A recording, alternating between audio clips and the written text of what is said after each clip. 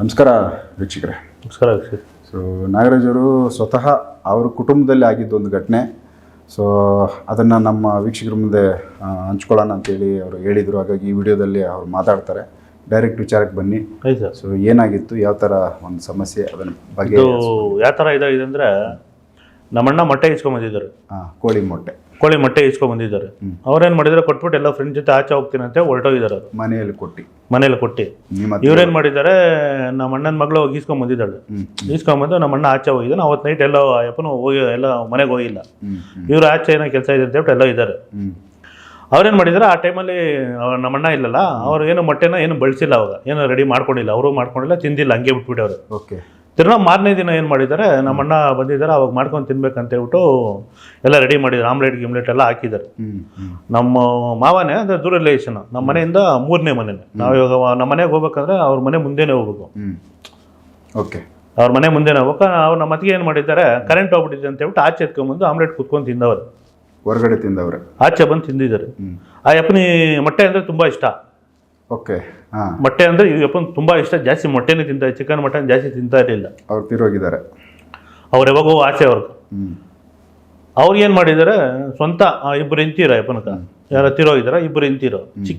ದೊಡ್ಡ ಹೆಂಡ್ತಿಗೆ ಮಕ್ಕಳಿಲ್ಲ. ಈ ಅಮ್ಮನ ಏನು ಮಾಡಿದ್ದಾರೆ, ಈ ಅಮ್ಮನಿಗೆ ಮದುವೆ ಮಾಡಿಸಿದ್ದಾರೆ. ಮದುವೆ ಮಾಡಿಸಿ ಆ ಹುಡುಗಿಗ ಒಂದು ಹೆಣ್ಣು ಹುಡುಗಿ, ಜಮೀನು ಒಂದು 20 ಲಕ್ಷ ದುಡ್ಡೆಲ್ಲ ಬಂದೈತೆ. ಆ ಹುಡುಗಿ ಸ್ವಲ್ಪ ಹಾಕಿದ್ದಾರೆ, ಮನೇಲಿ ಸ್ವಲ್ಪ ಇಟ್ಕೊಂಡಿದ್ದಾರೆ. ಅವ್ರಿಗೆ ಹುಷಾರಿಲ್ಲ ಅಂತ ಹೇಳ್ಬಿಟ್ಟು ಹಾಸ್ಪಿಟ್ಲಿಗೆ ಕರ್ಕೊಂಡು ಹೋಗಿದ್ದಾರೆ ಕೋಲಾರಲ್ಲಿ. ಹಿಂಗೆ ಏನೋ ಮಾಡಿಸ್ಬಿಟ್ಟು ಇಂಜೆಕ್ಷನ್ ಕೊಟ್ಬಿಟ್ಟು ಸಾಯಿಸ್ಬಿಟ್ಟಿದ್ರು. ಈ ಬೇಡ ಬೇರೆಯವ್ರ ಸಹವಾಸ ಮಾಡ್ಕೊಂಡು ಈ ಅಪ್ಪನ ಸ್ವಲ್ಪ ವಯಸ್ಸಾಗಿದೆ. ಆ ಹುಡುಗಿ ಒಂದು 25-28 ವಯಸ್ಸು, ಆ ಅಪ್ಪನಿಗೆ ಒಂದು 50 ವಯಸ್ಸು. ತುಂಬ ಗ್ಯಾಪ್ ಆಯಿತು. ಇವ್ರ ಈ ಥರ ಇದ್ರೆ ಇನ್ನೇನು ಆಗಲ್ಲ ಅಂತ ಹೇಳ್ಬಿಟ್ಟು ದುಡ್ಡೆಲ್ಲ ಈ ಹುಡುಗಿ ಹೆಸರಲ್ಲಿ ಇತ್ತು, ಮಗು ಹೆಸರಲ್ಲಿ ಹಾಕಿದ್ದಾರೆ. ಏನು ಮಾಡಿದ್ದಾರೆ, ಅದೇನು ಮಾಡ್ತು, ಇಂಜೆಕ್ಷನ್ ಏನೋ ಕೊಡಿಸ್ಬಿಟ್ಟು ಇಲ್ಲೆಲ್ಲ ಕೊಡ್ಸಿದಾನೆ. ಆ ಅಪ್ಪ ಹಿಂಗೆ ಮಲ್ಕೊಂಡೆ ಅವನು. ಇವಾಗ ಆ ಅಪ್ಪ ಸಾಯೋ ಟೈಮಲ್ಲಿ ಹೆಂಗಿದ್ರು, ಇವ್ರು ನಮ್ಮ ಅತ್ತಿಗೆ ಮೇಲೆ ಬಂದ್ಬಿಟ್ಟು ಹಂಗೇನೇ ಇದ್ದಾರೆ. ಕೈ ಎತ್ತಕ್ಕಾಗಲ್ಲ, ಕಾಲು ಎತ್ತಕ್ಕಾಗಲ್ಲ. ಕಿಡ್ನಿನ ಏನೋ ತೆಗೆದ್ಬಿಟ್ಟಿದ್ರಿಂದ ಎಲ್ಲ ಪಿನ್ ಟು ಪಿನ್ ಬಂದು ಹೇಳ್ತಾನೆ ಅಪ್ಪನು, ನನಗೆ ಈ ಥರ ಆಯಿತು, ಈ ಥರ ಮಾಡಿದ್ದಾರೆ.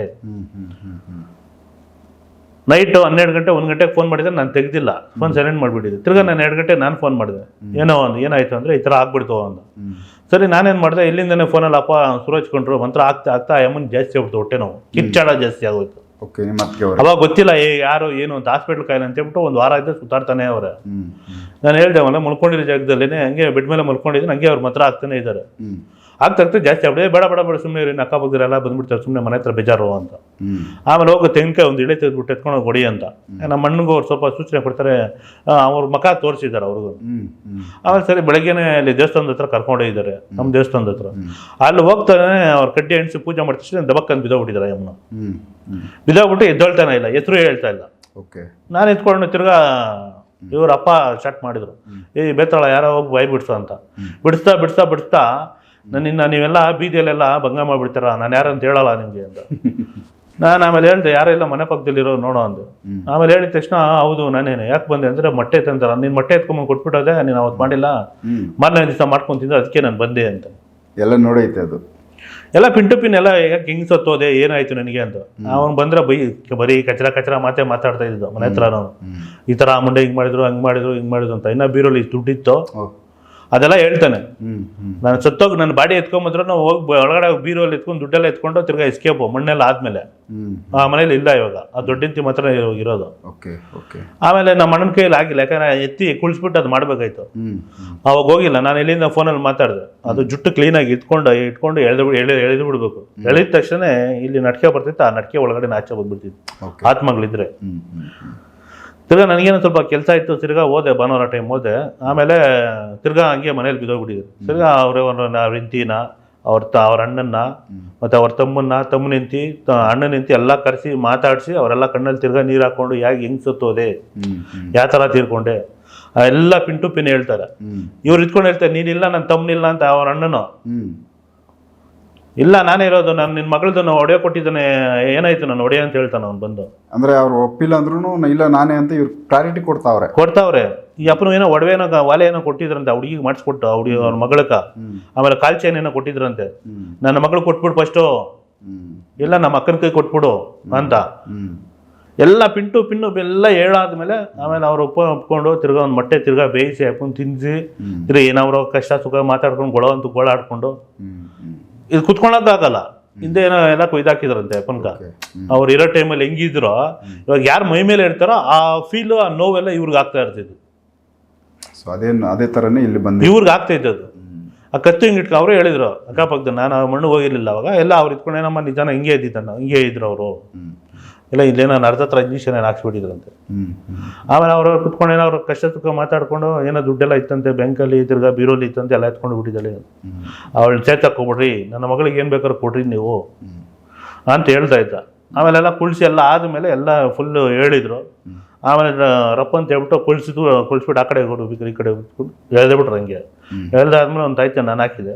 ಇವಾಗ ಏನಿಲ್ಲ, ಸುಮ್ಮನೆ ಆರಾಮಾಗಿ ಕೆಲಸ ಕಾರ್ಯ ಮಾಡ್ಕೊಂಡು ಮನೇಲಿ ಇದ್ದಾರೆ. ಸೊ ಇದು ನಿಮ್ಮದೇ ಸ್ವಂತ ಫ್ಯಾಮಿಲಿ? ಸ್ವಂತ ನಮ್ಮದೇ, ಬೇರೆಯವ್ರದ್ದು ಯಾರ್ದು ಇಲ್ಲ. ಸೊ ಎಲ್ಲಿ ಎಷ್ಟೇ ನಿಮ್ಮಲ್ಲಿ ದೈವಶಕ್ತಿ ಇರಲಿ ಇನ್ನೊಂದು ಇರಲಿ, ಬಟ್ ಎಫೆಕ್ಟ್ ಆಯ್ತು ಅಂದ್ರೂ ಹಾಗೆ ಆಗುತ್ತೆ ಕುಟುಂಬದಲ್ಲಿ. ಖಂಡಿತ ಅದು ಹಾಗೆ ಆಗ್ತಿದ್ದದು. ಸಾಮಾನ್ಯ ಜನಗಳ ಟೈಪೇ ಎಲ್ಲರಿಗೂ ನಮಗೂ ಅಷ್ಟೇ, ನಮಗೂ ಏನಾರ ಮಾಡ್ತಾನೆ ಇದ್ದಾರೆ, ಪ್ರಯೋಗಗಳು ಮಾಡ್ತಾನೆ ಇದ್ದಾರೆ. ಸೊ ಅದು ಎಫೆಕ್ಟ್ ಆಗ್ತಾ ಇರ್ತದೆ, ಅದು ಎಫೆಕ್ಟ್ ಆಗ್ತಾ ಇರ್ತಾರೆ. ಸರಿ ಮಾಡ್ಕೊಬೇಕು, ಅದನ್ನ ನಾವು ರೆಡಿ ಮಾಡ್ಕೊತಾ ಇರ್ಬೇಕು. ಎಲ್ಲೆಲ್ಲಿ ಏನೇನು ಮಾಡ್ಕೊತಾನೆ ಇರ್ಬೇಕು. ಇವಾಗ ಆಕ್ಚುಲಿ ನಮ್ಮ ಹತ್ರ ಜನ ಬರ್ಬಾರ್ದು, ಫೋನ್ ಕಾಲ್ ಬರ್ಬಾರ್ದು. ನಮ್ಗೆ ಯಾರೋ ಮೊದಲು ನನ್ಗೆ ಎಂತೆಂಥ ಕೇಸ್ಗಳು ನಾನು ಇದು ಮಾಡಿದ್ದು. ಇವತ್ತರ ನಾನು ದೊಡ್ಡ ಕೇಸ್ಗಳು ನನಗೆ ಹತ್ರ ಯಾವಾಗ ಬರ್ತಾ ಇಲ್ಲ. ಸ್ವಲ್ಪ ತೊಂದರೆ ಐತೆ, ಸರಿ ಆಯ್ತು, ನನಗೇನು ಇದರಲ್ಲಿ ಅಪ್ಪನಿಗೊಂದು ಸ್ಥಾನ ಮಾಡಬೇಕು, ಒಂದು ದೇವಸ್ಥಾನ ಆಗ್ಬೇಕಷ್ಟೇ, ಏನೋ ಒಂದು ಜೀವನ ಅದ್ರಲ್ಲಿ ನಡೀತಿದೆ.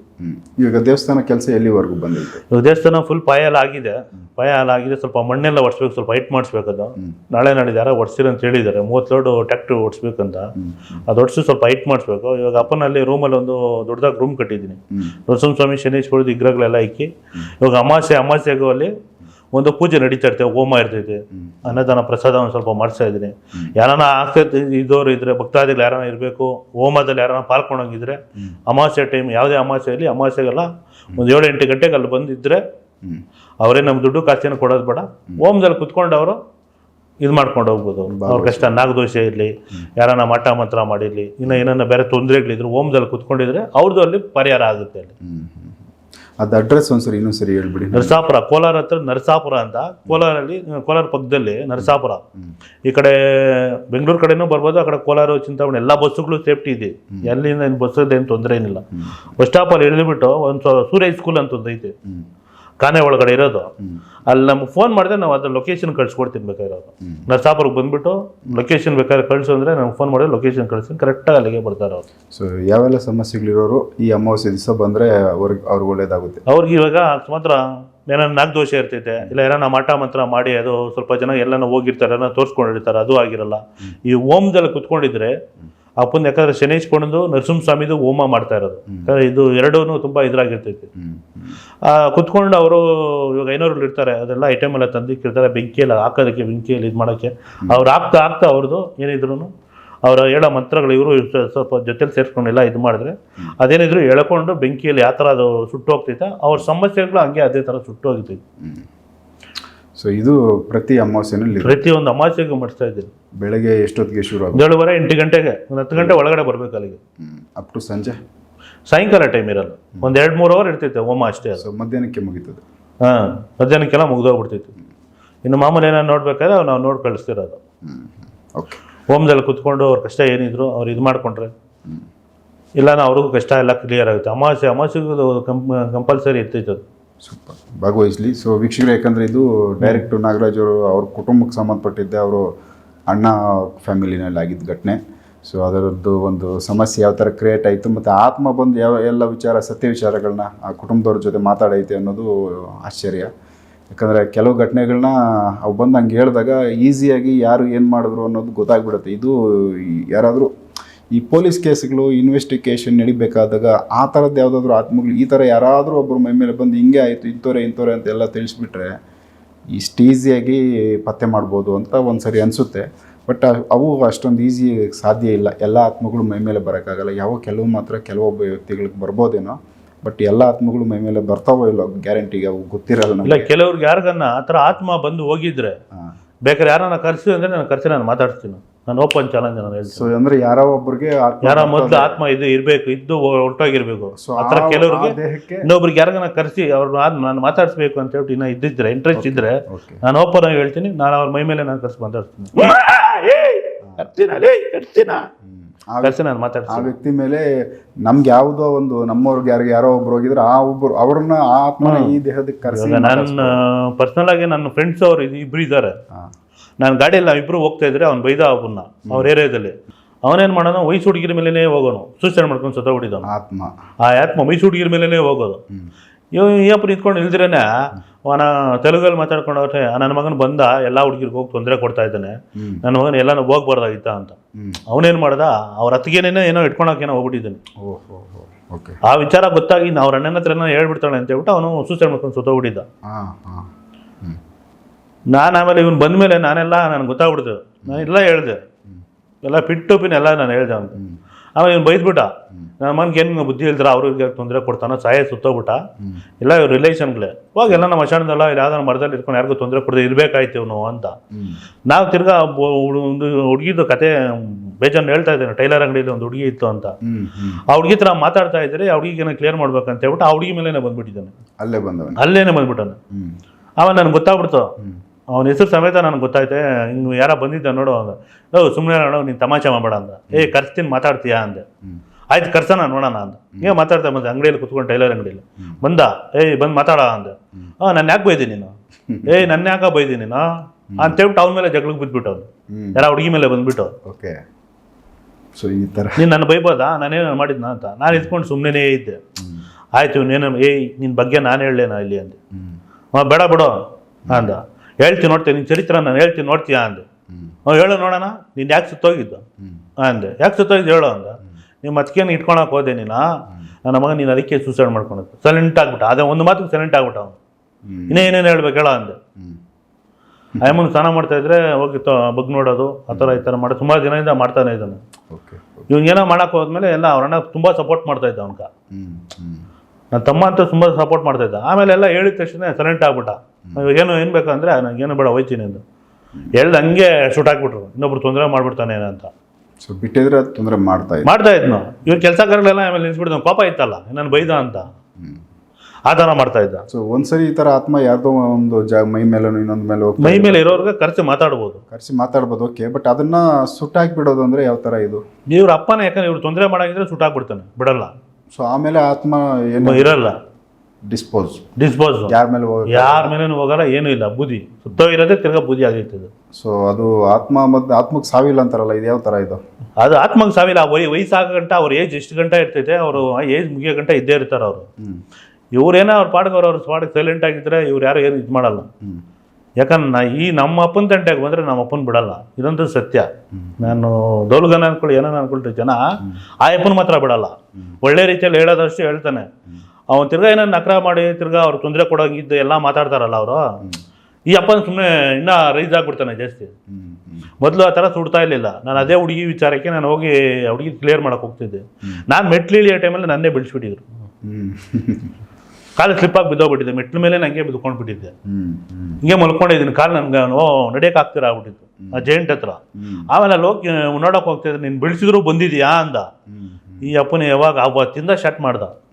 ಇರೋ ಜಾಗದಲ್ಲಿ ಆ ಪಾರ್ಟ್ಸ್ ಎಲ್ಲರೂ ಐತೆ ಅಲ್ಲೆಲ್ಲೇ ಸುಟ್ಟು ಹಾಕ್ಬಿಟ್ಟಿದ್ದಾನೆ. ಅವ್ರಿಗೆ ಯಾರು ಮೈ ಮೇಲೆ ಇರ್ತೈತೆ ಅವ್ರ ಮೂಮೆಂಟ್ ಗೊತ್ತಾಗುತ್ತೆ. ಅದು ಸುಡೋ ಮೂಮೆಂಟು, ಆ ಬಿಸಿ ಗೊತ್ತಾಗುತ್ತೆ ಅವ್ರಿಗೆ. ಅವರೇ ಹೇಳ್ತಾರೆ ಏನೋ ಆಗ್ತದೆ ನೋಡಿ ಚೆಕ್ ಮಾಡಂದ್ರೆ ಸುಟ್ಟೋಗ್ತೈತೆ ಅಂತ ಹೇಳ್ಬಿಟ್ಟು ಅವರೇ ಹೇಳ್ತಾರೆ. ಅವ್ರ ಕಣ್ಣು ಕಾಣಿಸುತ್ತೆ. ಅದು ಯಾವ ಭಾಗದಲ್ಲಿ ಇರ್ತಾರೋ ಅಲ್ಲೇ ಸುಟ್ಟಾಗ್ತಾ ಇದೆ. ಅಲ್ಲೇ ಬಿಸಿ ಆಗ್ಬಿಡ್ತಿದ್ದೆ. ಅವ್ರ ಬಾಡಿಯಲ್ಲೇ ಬಿಸಿ ಆಗ್ಬಿಡ್ತಿದ್ದೆ.